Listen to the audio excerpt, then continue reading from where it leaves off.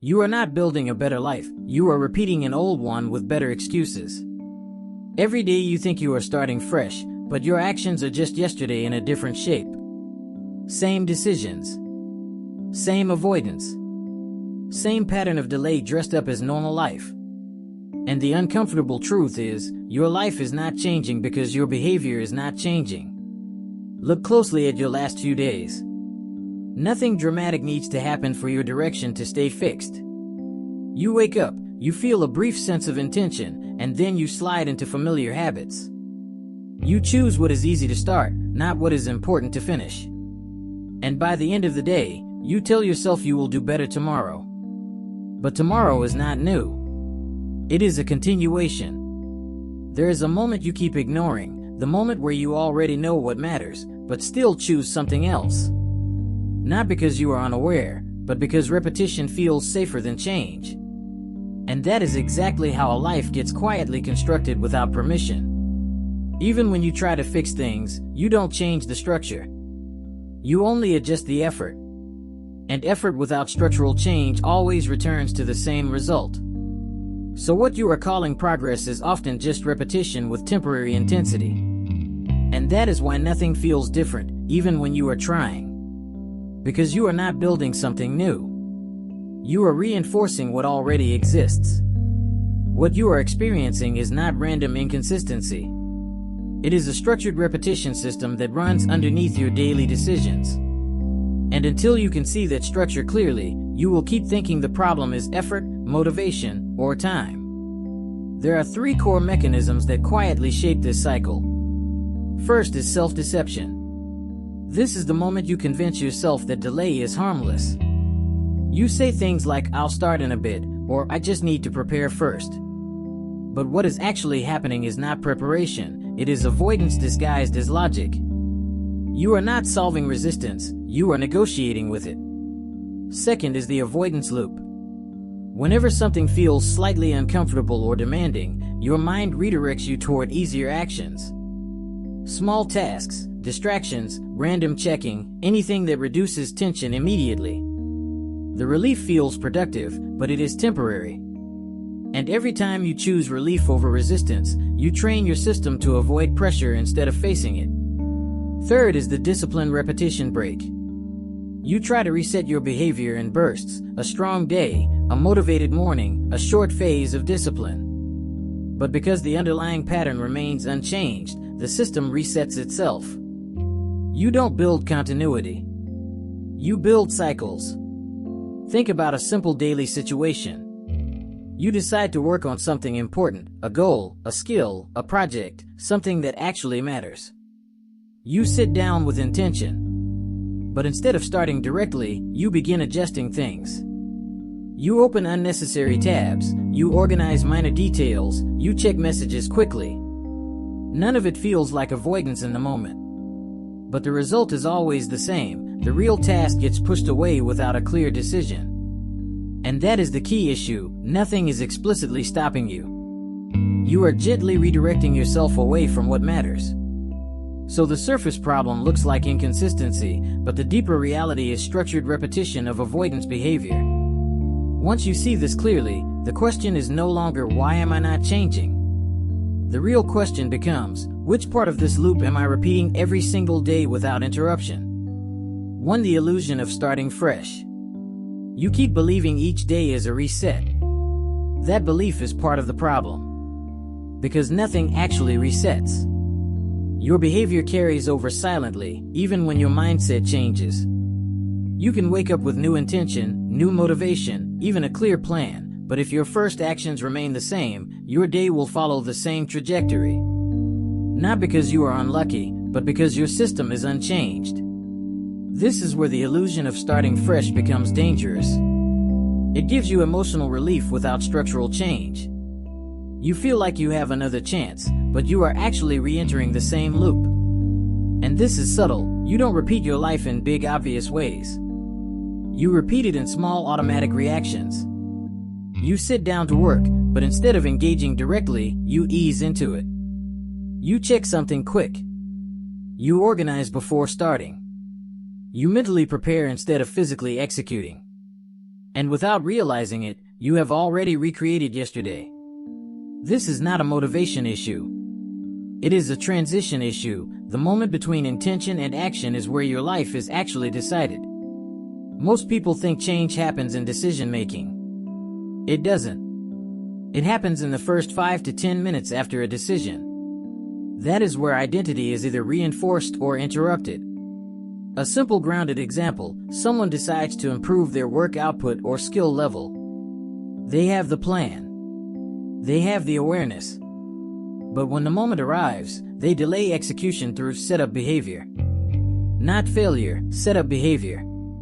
That's the most deceptive form of avoidance because it feels responsible.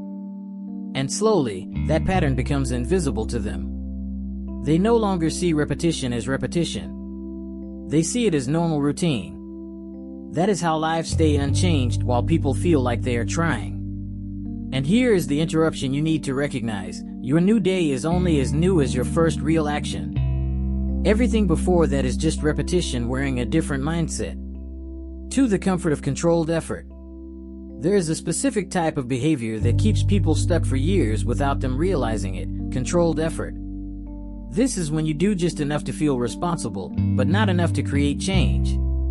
You stay active in your own mind. You are doing something, planning, thinking, preparing, adjusting, but none of it crosses the threshold where discomfort actually begins. And that is the trap. Because controlled effort feels safe.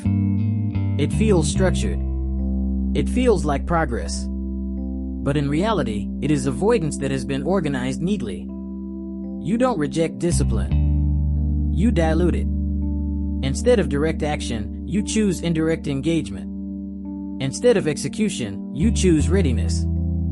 Instead of pressure, you choose preparation. And because everything looks productive, you never question it deeply. But outcomes don't respond to effort feeling productive. They respond to output. Think about a normal scenario. You sit down to do something that matters, something that would actually move your life forward. But instead of starting the core task, you begin optimizing around it. You refine the setup. You adjust details.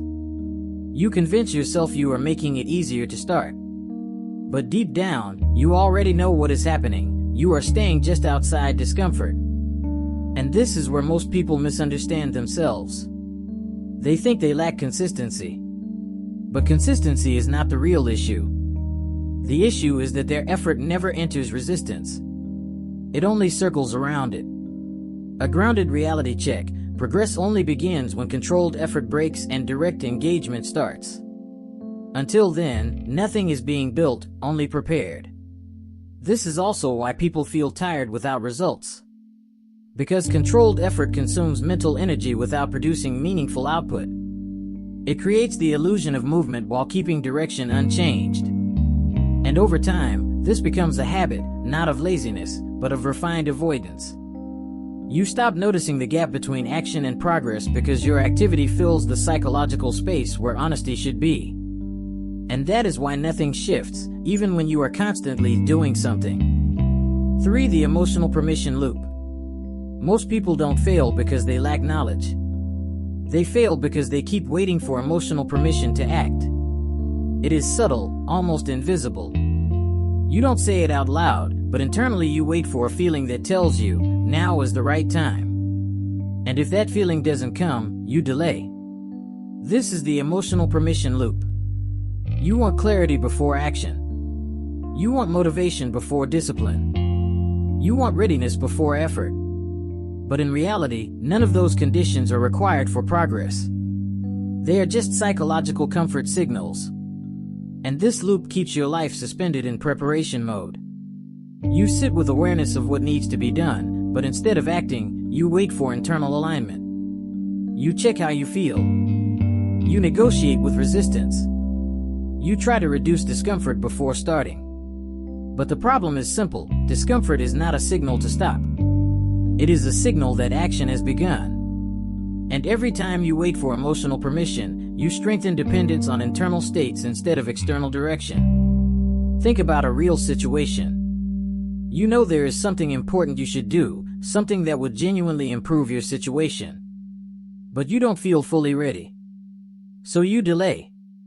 You tell yourself you will start when your mind is clearer, when energy is better, when timing feels right. But that right feeling keeps moving. And without noticing, you start building a life where action depends on mood instead of structure. That is where instability begins. Because moods are not reliable. They fluctuate constantly. So your behavior becomes unstable too. Some days you move. Most days you wait. And over time, waiting becomes your default response. A simple truth, discipline begins exactly where emotional permission ends. You don't need to feel ready. You need to stop requiring readiness. And the moment you break that loop, even slightly, your behavior starts to detach from emotion. That is where consistency becomes possible. Until then, you are not delayed by life, you are delayed by waiting for internal approval that never arrives consistently enough to build anything stable. For the accumulation you never feel in real time. The most misleading part of this entire pattern is that it never feels serious in the moment. One delay doesn't feel like damage. One distraction doesn't feel like loss. One skipped action feels completely harmless. And because nothing breaks immediately, your mind assumes nothing is being built either. But that assumption is wrong. What you don't feel in real time is exactly what accumulates over time. Every avoided action leaves a trace. Not visible today, but stored in direction. And direction is what life actually follows. This is why people wake up later and feel like they suddenly fell behind. It was never sudden. It was gradual accumulation that never looked important enough to interrupt. You don't notice the pattern while you are inside it. You only recognize it when the outcome becomes too large to ignore. Think about a normal cycle. You delay something important once. Nothing changes. So the mind relaxes. Then you repeat it again. Still nothing dramatic happens. So the behavior becomes normal. After a while, what used to feel like a choice becomes automatic. And that is the danger, not the failure itself, but the normalization of it. Because once a behavior becomes normal, you stop questioning it. And once you stop questioning it, it starts shaping your identity quietly. This is where accumulation turns into identity drift. Not through one big decision, but through hundreds of small permissions you never corrected. A grounded reality, your current position in life is not defined by your best moments. It is defined by your most repeated ones. And repetition does not care about intention. It only records behavior. So even if your awareness increases, nothing changes until repetition is interrupted. That is the part most people miss. They try to think differently, plan differently, even feel differently, but they continue behaving the same way. And accumulation always wins against awareness. Not because awareness is weak, but because it is not acted upon. What you are facing is not a lack of understanding. It is a lack of interruption. Because at this point, you already see the pattern. You can recognize it in real time. You can even describe it clearly. But recognition alone does not change direction. It only creates awareness inside a system that is still running. And that is why nothing shifts. Most people stay stuck in this phase for a long time. They keep refining their thinking, improving their plans, trying different approaches, but they never directly interrupt the underlying repetition. And repetition is the real driver here. Not motivation. Not knowledge. Not intention. Repetition. Your life is not shaped by what you understand occasionally. It is shaped by what you repeat consistently without correction. And once you see that clearly, the focus changes. The question is no longer what should I do differently? The real question becomes what am I repeating without questioning it? Because that is where your current direction is being decided. There is a quiet truth most people avoid. You don't need a breakthrough to change your life. You need interruption of what is already happening. But interruption requires discomfort. It requires you to stop treating familiar behavior as harmless just because it feels normal. And this is where responsibility becomes unavoidable. Not emotional responsibility. Structural responsibility. Because at some point, you are no longer dealing with confusion. You are dealing with patterns you continue to allow.